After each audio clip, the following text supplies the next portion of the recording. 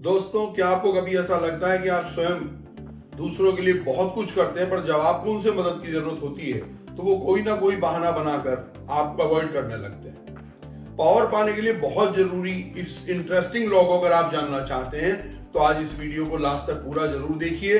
आप दूसरों से सहयोग कैसे लेना है यह सीखने के बाद फिर आज के बाद कभी भी आपको दूसरों से शिकायत नहीं होगी कि वो आपको सहयोग नहीं करते। तो चलिए देखते हैं आज का ये रोचक वीडियो।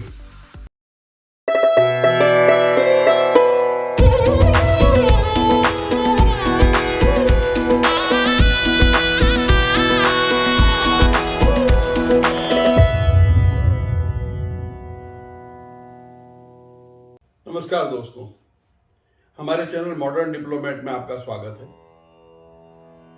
रॉबर्ट ग्रीन की book the 48 laws of power के कुछ नियमों के साथ हम लगातार इस वीडियो सीरीज को चला रहे हैं और इस सीरीज में आज का जो नियम है वो बहुत इंपॉर्टेंट है और हमारी पावर तक पहुंचने की जो कोशिश है उसमें एक बहुत इंपॉर्टेंट रोल प्ले करता है और वो है when asking for help appeal to people's self interest never to their mercy और ग्रेटिट्यूड। अर्थात जब आप किसी से मदद मांगते हैं, सहायता मांगते हैं तो उन लोगों से उनके स्वार्थ के लिए अपील करें, उनकी दया आपके प्रति या कृतज्ञता के लिए कभी ना करें। दोस्तों, हम आज के इस नियम को एक बहुत रोचक घटना से प्रारंभ करते हैं। यह घटना 14वीं शताब्दी की 14th सेंचुरी की शुरुआत में इटली के एक बहुत बड़ा पुराना विख्यात शहर हुआ है लुक्का। उसमें केस्त्रुचो केस्त्रकानी नाम का एक युवक सैनिक जो सामान्य सैनिक के पद से उठकर उस शहर का शासक बन गया और उसको लोग प्रिंस के नाम से जानने लगे। विश्वासघात और खून खराबे के माध्यम से मिली इस जीत में शहर के सबसे शक्तिशाली परिवारों में से एक पोज्जो का भारी योगदान इसमें था। लेकिन प्रिंस केस्त्रुचो केस्त्रकानी के पावर में आने के बाद पोज्जो परिवार के लोगों को लगा कि वो उन्हें भूल गया है। प्रिंस केस्त्रुचो की महत्वाकांक्षा इतनी बड़ी थी कि पोज्जो ने जो उसके लिए काम किए थे, उनका जो कंट्रीब्यूशन था, उसके प्रति जो आभार होना चाहिए था वो बहुत कम था। केस्त्रुचो की महत्वाकांक्षा बहुत अधिक थी। 1325 में प्रिंस केस्त्रुचो शहर से दूर लुक्का के मुख्य शत्रु फ्लोरेंस से लड़ रहा था। उसी समय पोज्जो ने शहर के कुछ और बड़े परिवारों के साथ मिलकर प्रिंस के अगेंस्ट उससे छुटकारा पाने के लिए एक साजिश रची। इन लोगों ने एक विद्रोह को प्रमोट किया और हमलावरों ने प्रिंस, जिसको वहां पर गवर्नर बनाकर छोड़ गया था, उसका मर्डर कर दिया। शहर में दंगे भड़क उठे। प्रिंस केस्त्रुचो के समर्थक और पोज्जो समर्थक आपस में युद्ध करने के लिए तैयार हो गए। पोज्जो परिवार के सबसे पुराने सदस्य थे स्टेफेनो डी पोज्जो, जो इस साजिश में भागीदार नहीं थे और पूरे शहर में उनकी बहुत प्रतिष्ठा थी।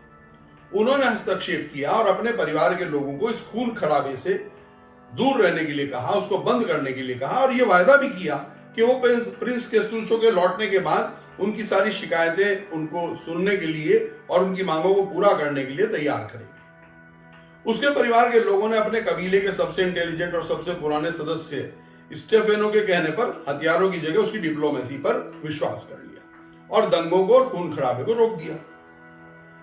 जैसे ही लुक्का शहर में दंगों और विद्रोह का समाचार प्रिंस केस्त्रुचो के पास पहुंचा, जो युद्ध में था दूर, वो तुरंत युद्ध के मैदान से लुक्का की ओर तेजी से लौट पड़ा। पर जब तक वह वहां पहुंचा तब तक स्टेफेनो डी पोज्जो की मध्यस्थता से लड़ाई बंद हो गई थी। अब वो भी शहर की शांति को देखकर हैरान हो गया। स्टेफेनो डी पोज्जो को विश्वास था कि इतने भयंकर विद्रोह को रोकने के लिए प्रिंस केस्त्रुचो उसका आभार व्यक्त करेंगे और इसलिए उन्होंने प्रिंस केस्त्रुचो से मुलाकात की। उसने प्रिंस को सारी घटना बताकर समझाया कि कैसे उसने शांति स्थापित की। फिर प्रिंस केस्त्रुचो से अपने परिवार के लोगों के लिए दया की भीख मांगी। उसने कहा कि उसके परिवार में जो विद्रोही थे वो सब सत्ता के भूखे थे, अनुभवहीन युवा थे और फिर उसने केस्त्रुचो के लिए, प्रिंस के लिए, जो इसके परिवार के द्वारा सत्ता पाने में योगदान दिया गया था, उसको सबको याद दिलाया एक एक करके कि उन्होंने आपकी सत्ता प्राप्ति में क्या क्या योगदान हमारे परिवार के लोगों ने दिया। उसने कहा कि महान राजकुमार को इन सभी कारणों से पोज्जो को क्षमा कर देना चाहिए और उनकी शिकायतों को सुनना चाहिए। प्रिंस केस्त्रुचो ने धैर्यपूर्वक बात को सुना। ऐसा बिल्कुल नहीं लग रहा था कि वो जरा सा भी गुस्से में है या परेशान है, और उसने स्टेफेनो डी पोज़ो को आश्वस्त रहने के लिए कहा और ये विश्वास दिलाया कि न्याय होगा। प्रिंस कैस्ट्रूचो ने स्टेफेनो डी पोज़ो से कहा कि वो अपने पूरे परिवार के साथ महल में आए और उन सब की प्रॉब्लम सुनकर समाधान किया जाएगा। उस शाम पूरा पोज़ो परिवार महल में आया। प्रिंस कैस्ट्रूचो ने तुरंत उन्हें अरेस्ट कर लिया और कुछ दिनों बाद स्टेफेनो सहित सभी को मार डाला गया। अब हम इस घटना की व्याख्या करते हैं। स्टेफेनो डी पोज़ो उन लोगों में से एक है जो मानते हैं कि उनके द्वारा किए गए पिछले कार्यों को ध्यान में रखकर ही न्याय होना चाहिए, लेकिन हमें समझना होगा कि अपने पिछले कामों को याद दिलाकर फेवर लेना कभी कभार ही सफल होता है, अधिक बार नहीं। स्टेफेनो डी पोज़ो जानता था कि प्रिंस कैस्ट्रूचो विश्वासघात और क्रूएलिटी से सत्ता में आया था, और यह एक ऐसा व्यक्ति था जिसने अपने एक बहुत क्लोज और डिवोटेड फ्रेंड को मौत के घाट उतार दिया था। जब प्रिंस कैस्ट्रूचो को लोगों ने कहा कि उन्होंने इतने पुराने दोस्त को मारा, ये बड़ी भारी उनकी गलती थी, तो उसने क्या उत्तर दिया? उसने कहा उसने एक पुराने दोस्त को नहीं बल्कि एक नए दुश्मन को मारा है।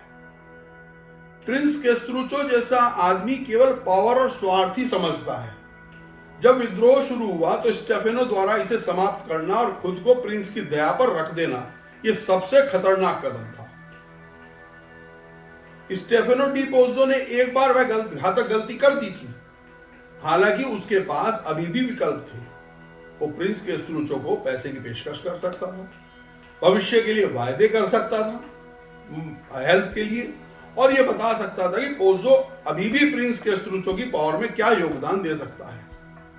इसके बजाय स्टेफेनो ने पास्ट के उन ऑब्लिगेशंस का हवाला दिया जिन्हें मानने के लिए प्रिंस कैस्ट्रूचो पर कोई बाध्यता नहीं थी।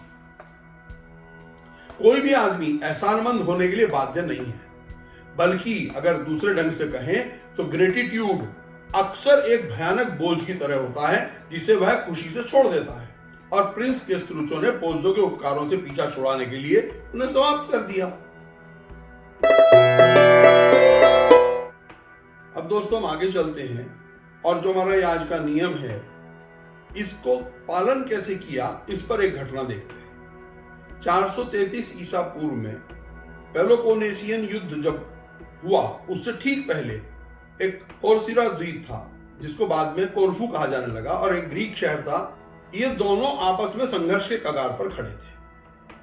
दोनों पक्षों ने एथेनियंस को अपने पक्ष में लाने की कोशिश के लिए एथेंस में अपने अपने डिप्लोमेट्स यानी राजदूत भेजे। इस मीटिंग पर दोनों पक्षों का बहुत बड़ा दांव लगा हुआ था, क्योंकि जिसके साथ एथेंस होने वाला था उसी की जीत निश्चित थी, और यह भी सबको पता था कि जो जीतेगा वो दूसरे देश पर कोई दया कोई ममता नहीं दिखाएगा। कोर्सिरा द्वीप के जो डिप्लोमेट थे उन्होंने पहले अपनी बात रखी, और ये यहां समझने की बात है कि उन्होंने कहा क्या। उन्होंने शुरू किया ये एक्सेप्ट करके कि कोर्सिरा द्वीप पहले कभी भी एथेंस की उसने हेल्प नहीं की, और वास्तव में खुद को एथेंस के दुश्मनों के साथ जोड़कर रखा हुआ था।